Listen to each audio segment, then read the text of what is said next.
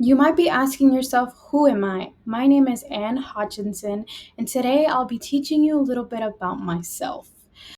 I was born in Alford, Lincolnshire on July 20th, 1591.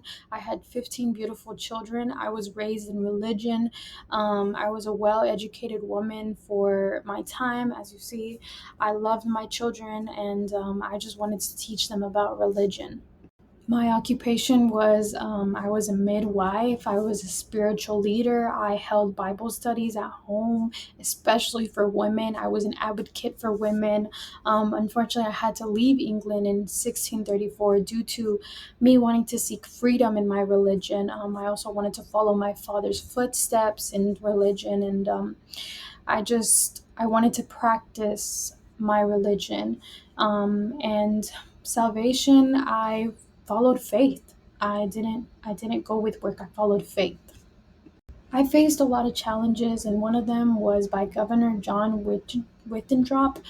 He accused me of not following the correct word, and he was a minister that was misleading. He was pushing people away from grace, and I ended up taking control over Boston Church, and he didn't find that okay, and he wanted that for the money. He didn't want it for the right reasons, and I showed the church, I showed them the right way by God.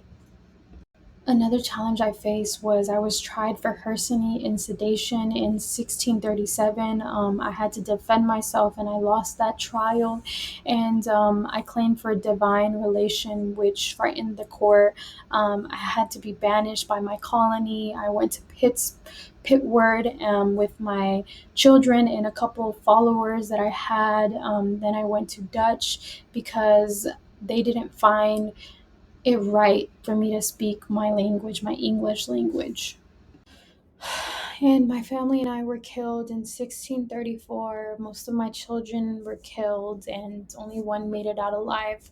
My daughter, she had really bright red hair, and 6 years later, my family was able to find her. She was taken by natives, and it was really tragic. There was one person that had something to say about this, and it was John Withdrop. He said after my death that it was a sign by God's judgment that I should have followed him, not my own, and it was proof of danger of religious dissent, and believed that it was for my own good.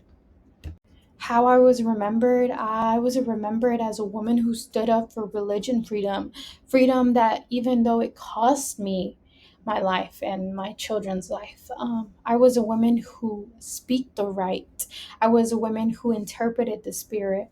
I was faith based, and somebody that stood up for me was Mitchell Ducase in 1987.